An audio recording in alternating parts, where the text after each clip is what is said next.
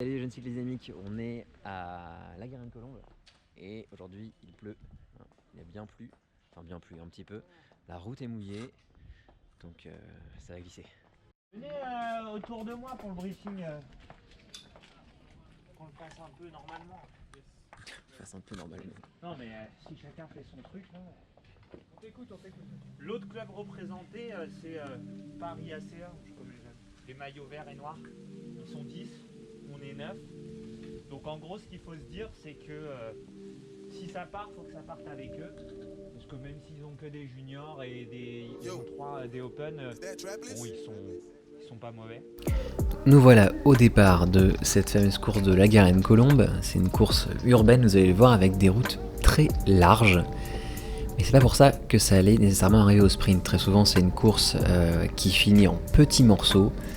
Et vous allez voir, ça va se dérouler un petit peu de la même manière que d'habitude, avec une échappée qui part dès le début, parce que Mathieu, que vous avez vu faire le briefing juste avant, a décidé, comme c'est souvent son habitude, de faire le départ. Et ce qui est dingue, c'est qu'il va prendre pas mal d'avance dès le début, et partir en échappée avec un petit groupe de 3 ou 4 coureurs. Ce qui fait que nous derrière, finalement, on a surtout cherché à contrôler, vous allez comprendre quelle forme ça va prendre dans la suite de la vidéo. Une des particularités de ce parcours, c'est ce virage à gauche ici, qui pouvait se prendre soit côté gauche de la route, soit côté droit de la route, intérieur ou extérieur, et juste après un autre virage beaucoup plus serré, celui-là, à angle droit, qui se prenait pleine bourre, et on arrivait sur une route un peu défoncée, pas très large, où tout le monde se retrouvait plus ou moins en file indienne. Vous allez voir là, la relance était toujours un petit peu difficile à négocier, du fait de l'état de la route et de la vitesse qu'atteignait le groupe, vu qu'on avait, me semble-t-il, le vent très légèrement dans le dos. Après, l'impact du vent dans un circuit urbain comme celui-là, avec des immeubles, comme on le voit sur les côtés à gauche et à droite, est assez négligeable, mais quand même, on pouvait ressentir un petit peu plus de facilité dans cette partie-là. Un autre emmerdement, c'était la présence de dodanes, on va les voir ici au carrefour qui arrivent, c'est aussi pour ça que les coureurs ralentissent ici, hop, petit dodane. Il y en avait un, puis un deuxième un peu plus loin, ce qui faisait que naturellement le passage était à gérer, ça secouait un petit peu, ça faisait un petit peu sauter de la selle si on se préparait pas correctement, donc il fallait quand même arriver à bien les gérer pour pas se faire surprendre. Alors comme je voulais pas rester fond de paquet, j'ai voulu vraiment gratter un maximum de place dès le début, donc là je vais essayer de passer à droite de ce coureur en bleu, essayer de passer par la rigole pavée là, hop, et il y en a un autre qui essaie de faire pareil que moi, à droite, et pouf, c'est un petit peu viandé là ce coureur du pack, qui s'est retrouvé avec le vélo sur le trottoir. Et vous allez voir, ici il fallait vraiment prendre toutes les occasions possibles pour remonter, soit dans les virages, soit dans les relances, soit à la pédale sur les grosses lignes droites comme ici. C'est par exemple ce que fait ce coureur de l'OCVO ici qui arrive à ma gauche. Et en fait, je vais de manière opportuniste essayer de prendre sa roue pour le suivre et remonter moi aussi. Alors, il arrive beaucoup trop vite pour moi, cela dit, je vais quand même m'inspirer un petit peu de son mouvement vers l'avant pour me dire je vais faire exactement la même chose. Et moi aussi gratter des places sur la ligne droite, d'autant que c'est pas un effort qui me demande énormément d'énergie. Vous voyez là, je suis pas au-delà des 300 watts, donc tout va bien et j'arrive quand même à gratter les positions. Gros avantage également de ma position à ce moment-là, c'est que je suis à l'intérieur du virage et que si j'accepte de produire une relance un peu plus violente, je peux gratter les positions au freinage. Et là vous allez voir, je vais me servir un petit peu des deux coureurs du pack qui s'entre-protègent. Là regardez, je vais prendre la roue de celui-ci qui accélère, mais quand je vais voir qu'il va se trouver un petit peu bloqué à la gauche de l'autre coureur en blanc, je vais passer à droite, hop, pour surfer sur la roue de l'autre et me faire amener un peu plus haut dans le groupe. Et vous voyez, j'ai bien fait parce que derrière, ça casse à cause de ce coureur en blanc qui était un peu en train de coincer. Regardez, il y a bien 5-6 vélos d'écart et c'est un effort en moins que j'ai à produire d'avoir surfé un peu les roues, une fois à gauche puis une fois à droite, me servir un petit peu de tout l'abri que pouvaient me procurer ces coureurs du pack 95. D'autant qu'ici il fallait quand même penser à vraiment se secouer les puces puisque à l'avant il y a un sacré gros écart par rapport au groupe principal qui est limite en train de partir sur nous là. Regardez, derrière ça a cassé, devant ça a plus ou moins cassé également. Mais gros avantage, comme il s'agit des premiers tours, on est relativement frais quand même. Et tout se passe bien, tout le monde peut rentrer, regarder le groupe est là, ils sont un peu en train de se regarder, donc aucun problème finalement. Fin du premier tour, on a fait un peu ce tour rapide, on a un peu vu que ça allait pas forcément être super easy. Et aujourd'hui la course fait plus de 100 km, donc ça promet d'être une course relativement longue. Plus de 2h30 sur Skritos de la Garenne-Colombes. C'était C'était carrément la course la plus longue que j'ai courue jusque-là en FFC, et le fait que ce soit un circuit urbain n'arrangeait pas vraiment les choses. Je savais que j'allais vraiment arriver sur les rotules à la fin de cette course. Là, le peloton est regroupé, ce qui va naturellement donner des envies à certains de remonter pour attaquer, vous allez le voir. Là par exemple ici, ce coureur de la CVV qui remonte à gauche suivi d'un coureur de Maule, et en les voyant passer sur ma gauche, je me dis intéressant, peut-être qu'ils vont s'exciter pour aller vers l'avant. Donc je me dis je vais appuyer un peu plus fort dans la relance pour essayer de les suivre. Alors je dis bien essayer, parce que vous allez le voir, la relance est violente et j'ai un peu de mal à garder leur roue, surtout celle de Cyril Maître, le coureur de la CVB avec le Bianchi Céleste. Mais vous allez voir que j'ai eu du flair à prendre leur roue juste avant le virage précédent, parce qu'ils vont continuer à remonter, regardez, hop là, il va se frayer un chemin sur la gauche, et moi je vais faire absolument exactement la même chose, et essayer de démarrer en même temps que bon, je suis un petit peu en retard dans le passage à travers le peloton, du coup j'essaie de prendre la roue de ce coureur qui essaie de s'en aller, et je vais essayer de poursuivre ce contre qui est en train de partir. Ça fait partie de mes attributions de contrôle entre guillemets, hein. Quand vous avez un coureur qui est en échappée à l'avant, votre rôle va être d'empêcher d'autres coureurs de le rejoindre dans un contre en prenant leur roue, ce qui fait que si jamais ils arrivent effectivement à rentrer sur le coureur de votre équipe, vous serez aussi avec eux et par conséquent vous vous retrouverez à deux du même club dans l'échappée. Et si vous faites échouer le contre, eh bien vous permettez à l'échappée dans laquelle se trouve le coureur de votre club de survivre un peu plus longtemps à l'avant. Donc là je suis seul à la poursuite des deux fuyards, derrière moi je suis poursuivi par un coureur de l'OCVO qui va me rattraper, on le voit à l'écran. Donc mon objectif c'est de rejoindre les deux qui me précèdent, idéalement sans me faire rattraper par ceux qui sont derrière moi, mais surtout sans permettre au groupe qui va se former ensuite de rattraper l'échappée dans laquelle se trouve mon coéquipier. Bon, c'est un petit peu compliqué, mais c'est aussi ça, toute la subtilité du travail dans un groupe de contre qui poursuit une échappée dans laquelle se trouve un coureur de votre équipe. C'est qu'il faut empêcher le retour du peloton sur votre groupe sans permettre le retour de votre groupe sur l'échappée. Un petit peu un numéro d'équilibriste, on va voir un petit peu comment ça se dénoue, on va avoir une autre situation plus tard dans la course. Vous allez voir que c'est toujours un petit peu difficile à négocier.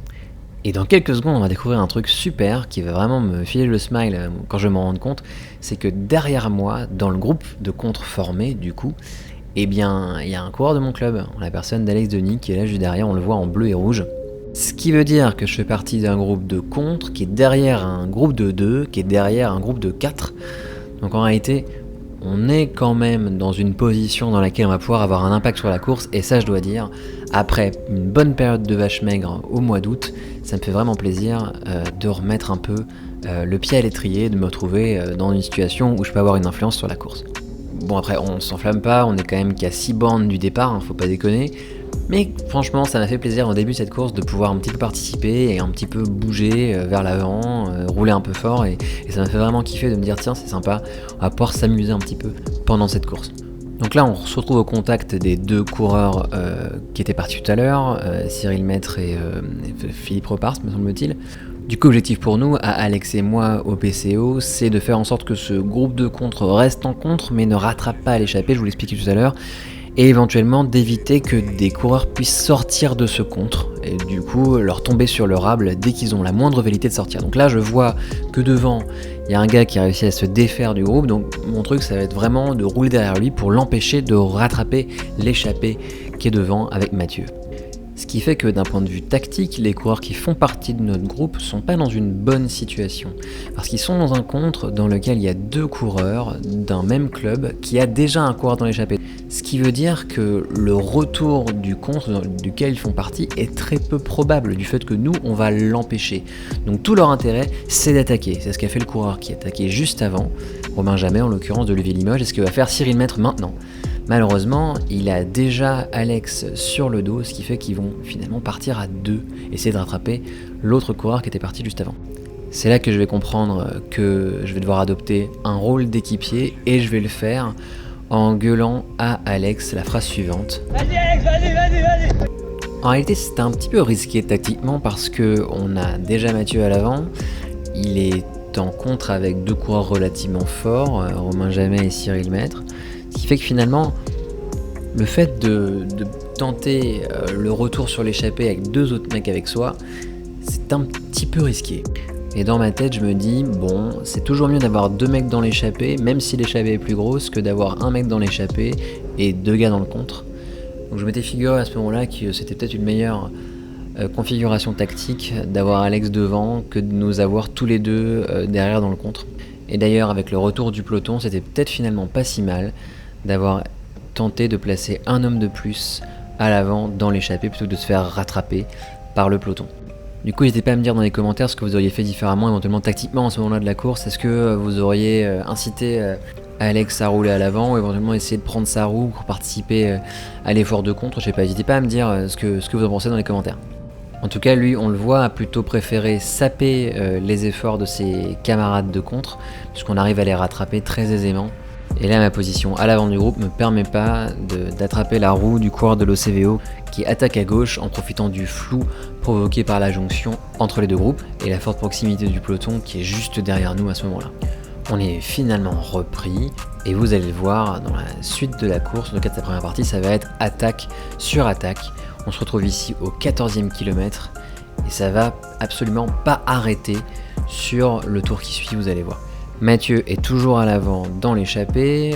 Nous, après avoir participé à quelques mouvements vers l'avant, on s'est retrouvé plutôt à l'avant du peloton pour essayer de le contrôler plutôt que de participer à d'éventuels contres. Et regardez, ici sur la droite de l'écran, on voit qu'une attaque est sur le point de partir. Et c'est Noureddine qui va prendre immédiatement la roue de ce coureur de l'ECVO pour faire en sorte que l'attaque soit tuée immédiatement dans l'œuf. C'est ça qu'on va s'évertuer à faire sur les quelques kilomètres qui vont suivre, vous allez voir. Il va y avoir des attaques qui vont partir de partout, des accélérations successives assez usantes. Et l'objectif qu'on va essayer de poursuivre avec les équipiers du PCO, ça va être de prendre toutes ces attaques et de faire en sorte qu'elles ne soient pas couronnées de succès, que personne ne puisse sortir du peloton sans qu'on soit également présent.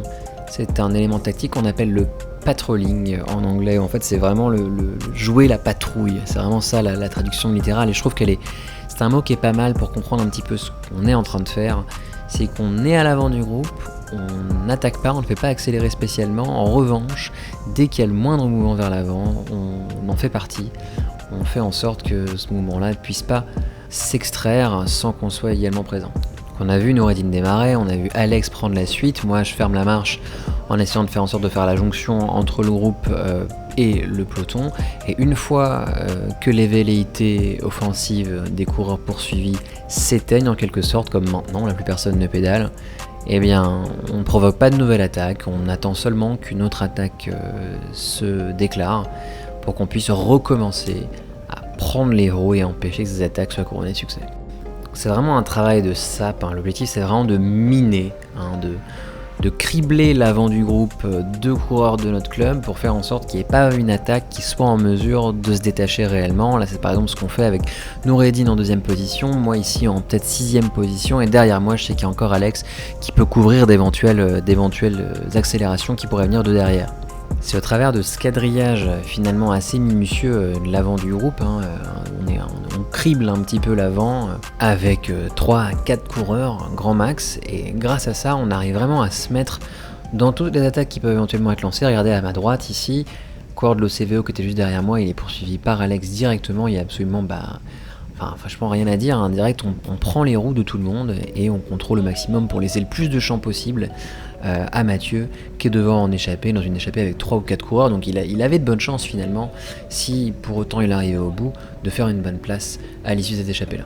Et effectivement on va lui donner tellement de champ que l'échappée va tenir. Vous allez le voir, on va jamais revoir l'échappée dans laquelle s'est glissé Mathieu au tout début de la course. Et vous verrez, ça ne veut pas dire que l'action ne va pas être intéressante pour mes camarades et moi derrière. Fast forward au 38e kilomètre, après multiples attaques, moult mouvements, je me retrouve dans un groupe intercalé, donc derrière l'échappée, devant le peloton, un groupe de contre, qui me semble-t-il était composé de 8 coureurs, et nous sommes 2 du PCO, Noureddine et moi-même, dans ce groupe. On va pouvoir un petit peu faire les comptes, vous allez le voir après le virage à gauche, juste là on va avoir un beau plan arrière, on va pouvoir bien voir qui fait partie du contre. Il me semble qu'il y a des coureurs qu'on a déjà vus dans le début de la vidéo, Romain Jamet de Levé Limoges, Noureddine naturellement, je viens de vous en parler, il y a également Philippe Ropars de l'US Mall, Jérôme Pruvot de la Pédale Fertoise, et Vincent Martins de l'OCVO, ici en jaune. Alors, c'est un petit groupe qui est relativement gérable en réalité parce qu'on est un nombre suffisant pour tenir devant le peloton, pas trop nombreux pour faire mine de coopérer correctement. Vous verrez, ce sera pas non plus si facile que ça de gérer les prises de relais, etc. C'est un peu le bazar, hein, pour le dire de manière assez directe. D'autant qu'à ce moment-là de la course, on n'a pas vraiment d'espoir de remonter sur l'échappée parce qu'elle nous met des secondes et des secondes et des secondes. Et d'autre part, c'est pas du tout notre intérêt, puisque Noureddin et moi, on cherche à protéger l'avance de Mathieu naturellement, c'est ce qu'on cherche à faire depuis le début de la course. Et vous allez voir, le niveau d'énergie des coureurs dans mon groupe de contre n'étant rien comparable avec celui qu'ils pouvaient avoir dans les tout premiers instants de cette course. Vous allez pouvoir le voir ici, il y a un truc assez cocasse qui se passe, c'est que là on passe tranquillement des relais, tranquille, voilà, on passe par la droite, et quand je vais arriver en première position du groupe, il va se passer un truc très bizarre. Alors je prends juste mon relais tranquillement, voilà, je prends un relais, et derrière moi, les gars ils se regardent, ils me laissent partir. Et je me retrouve avec un écart super grand. Tout ça en ayant donné juste 2 coups de pédale en passant mon relais. Donc ça m'a vraiment étonné. J'étais là, c'est fou, il y a quand même plus grand monde derrière qui a des jambes. Et je me suis dit, peut-être que je vais pouvoir faire quelque chose à un moment donné de la course, quoi. Cela dit, le début de la course ayant été relativement intense pour moi, je me voyais pas du tout me barrer seul et rejoindre l'arrivée après 10-20 bornes. Même 10 bornes, j'y croyais pas. Même 10 bornes, je me disais pas, ouais, je vais les tenir 10 bornes. Je n'avais pas du tout confiance en mes jambes à ce moment-là pour tenir 10 bornes un groupe de 6-7.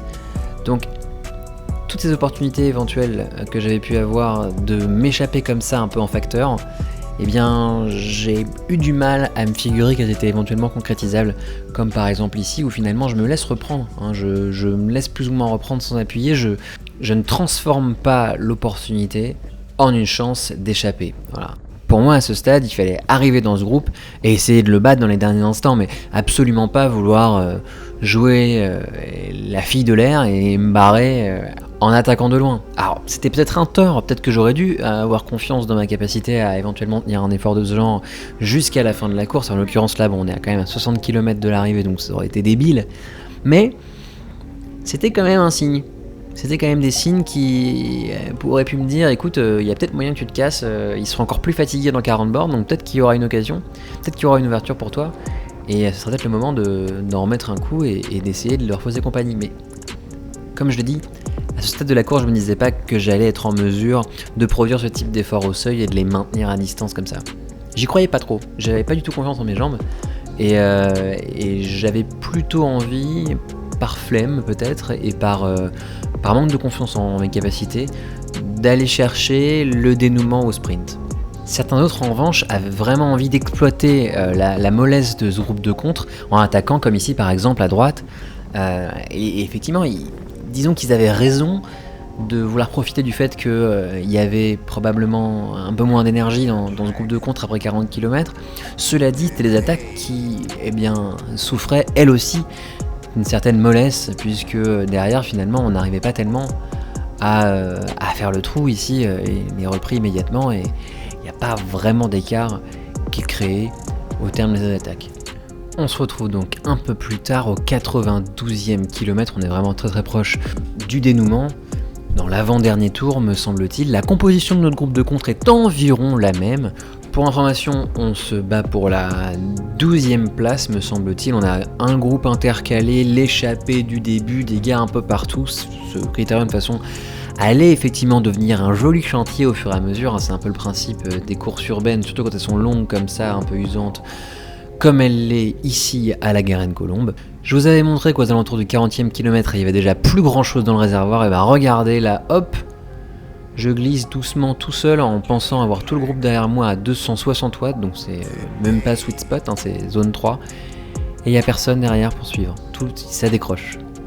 Ça décroche tout seul. Et là je me dis que j'ai même pas les jambes pour aller jusqu'au bout comme ça, pour éventuellement essayer de leur ravir la 12e place en partant tout seul. Et j'ai absolument aucune confiance dans mes jambes et dans ma capacité à m'amener seul récupérer cette place. Donc je relâche complètement, je coupe complètement. C'est ça qui est vraiment étonnant, c'est que à le revoir, à voir ces images, je me dis, c'est fou qu'à ce moment-là, je me sois pas dit que c'était possible d'éventuellement de garder l'écart, de le maintenir et puis de rouler comme un fou pendant 10 bornes. J'y croyais pas une seconde. Enfin, c'est ça qui est ouf, c'est que vraiment à ce moment-là de la course, je devais avoir les jambes tellement fusillées que pour moi c'était pas possible. Pour moi j'étais pas capable de faire cet effort-là. Et j'avais pas envie de le faire. Psychologiquement, j'étais pas prêt à faire 15 minutes de seuil à la fin de la course, simplement parce que mes jambes étaient flinguées, mais complètement. Je pense qu'à ce moment-là, c'était juste ça. Je me battais juste avec l'envie de bien figurer et puis le désir de pas trop souffrir. Donc c'était un petit peu la raison pour laquelle, je pense, j'ai préféré rester dans le groupe et essayer de faire ma place, mais différemment. Et à l'approche de la cloche, ça a été un peu un jeu de en faire le moins possible. Vraiment, le but, c'était d'être celui qui allait arriver le plus frais avec les meilleures jambes au moment où on allait tous se disputer cette fameuse 12e place. Bon, c'est pas la victoire, mais il y avait quand même des gars dans ce groupe qui avaient envie d'y aller le couteau entre les dents. Et franchement, moi aussi, j'avais envie d'y aller le couteau entre les dents et d'essayer de faire le mieux possible pour ravir cette 12e place. Donc en faire le moins possible, pourquoi pas, mais ça veut aussi dire rouler lentement, et rouler lentement c'est de s'exposer à la fois au retour du peloton, mais aussi à des attaques. Donc il y avait un petit peu une sorte de double stress. Regardez, là ça se retourne, on va le voir d'ici quelques secondes, les gars vont se retourner derrière, ils vont se rendre compte que le peloton est pas si loin, et c'est aussi pour ça que Romain Jamel, lui à Limoges, va reprendre un petit peu les choses en main pour essayer de faire en sorte qu'on ne se fasse pas reprendre par le peloton. Alors, bon, j'ai pas trop distingué s'il s'agissait d'une véritable attaque pour essayer de prendre de l'avance sur mon groupe et de se barrer avant qu'il se fasse reprendre par le peloton, ou s'il s'agissait plutôt d'une manière de le faire accélérer. À vrai dire, moi j'ai préféré rester dans les roues parce que ce que je voulais vraiment faire, c'était essayer de me taper sur la gueule au sprint. J'avais vraiment envie d'essayer de jouer ça dans les 200 derniers mètres. Et c'est ce que va vous offrir cette vidéo. Vous allez voir, on va essayer de se taper sur la gueule dans les derniers instants. Ça va être assez sympa et je suis content de pouvoir vous montrer ça aussi pour une fois dans une vidéo sur la chaîne. Donc là c'est un petit peu le flou, mais vous allez voir, ce flou va s'organiser avec l'apparition sur la droite de l'écran de Philippe Repars, le coureur de l'US Mall, le maillot noir, enfin la combinaison noire. Il va se pointer sur la droite de l'écran et vous allez voir, il va me faire un signe. Hop, suis-moi. Et du coup, je vais le suivre en reprenant Romain Jamel, je vais le suivre en me disant peut-être qu'il va essayer de m'emmener jusqu'à la ligne, il nous fait le lead out. Et je me suis dit c'est vachement cool, sympa, écoute, on va au moins avoir le plaisir de jouer ça en mode à bloc quoi. Donc là je le suis, il nous fait prendre une avance énorme, on peut voir derrière, il n'y a personne qui réagit vraiment, en tout cas pas avant le prochain virage. Et je me dis ok très bien, on va être à deux, peut-être qu'il va falloir qu'on essaie de se taper sur la gueule pour la ligne, avoir cette 12e place. Donc je me dis, vu qu'il m'a emmené quand même jusque là, je vais essayer de le relayer, de faire en sorte qu'on puisse collaborer jusqu'à la ligne éventuellement. Mais lui finalement décide de se relever. Alors étonnamment, il se relève, possible qu'il ait finalement pas spécialement voulu m'emmener moi derrière lui et qu'il avait peut-être imaginé emmener quelqu'un d'autre, qu'il serait du coup en train d'attendre. Moi je me défile pas, mais je mets quand même pas toutes mes forces dans ces derniers kilomètres parce que je sais bien qu'il y a des chances que je me fasse rattraper et je sais bien qu'il y en a qui mettront ces forces-là pour me rattraper, et effectivement c'est ce qui se passe puisque Jérôme Pruvot arrive à toute vitesse dans mon dos et il amène avec lui Philippe Repars et un junior de l'OCVO que je reconnais pas d'ici, mais avec lesquels on va se retrouver finalement à 4 pour cette fameuse 12e place. Moi en les voyant arriver au contact, je me dis ça sert à rien de vraiment continuer l'effort, on va relâcher, on va essayer de considérer un petit peu les efforts qu'il reste à faire, donc la prochaine relance, puis la relance sprint vers l'arrivée, et vraiment essayer de se placer, de se positionner de manière intelligente. Et à ce moment-là, je me dis, si on est 4, il va mieux falloir être dans les dernières positions, il va falloir pas être dans les premières positions, du coup idéalement prendre un relais maintenant. Parce que ce qui est important, c'est de ne pas prendre le dernier. Donc si je le prends maintenant, peut-être qu'on m'en prendra un autre après. Effectivement, c'est Philippe Repars qui prend le relais. Derrière lui, il y a le junior de l'OCVO. Moi, je m'intercale en 3e position. Et c'est là, je pense que Jérôme fait un bon move finalement en me laissant m'insérer. Parce que lui garde la 4e position et il sait qu'il a un bon job. Il m'a déjà battu au sprint l'an dernier. Et justement, c'est ce qui se passe puisqu'il sort de derrière moi extrêmement rapidement. Là, il nous met des longueurs de ouf. Je me retrouve 3e position à disputer le sprint avec Antoine Landry de l'OCVO. Alors je passe difficilement juste avant la ligne. Hop, je la coupe en 13e position, une performance pas si mal, c'est enfin un top quelque chose. Je suis content de l'avoir couru comme ça, je suis content de l'avoir couru avec des coureurs que j'estime aussi. Elle est enfin là, la course de la réassurance en 3ème catégorie. Je suis content que vous vouliez suivre avec moi, si ça vous a plu, n'hésitez pas à liker, commenter et vous abonner à la chaîne si ce n'est pas déjà fait. D'ici à ce qu'on se recroise sur la route, je l'espère très bientôt, je vous dis allez, ciao.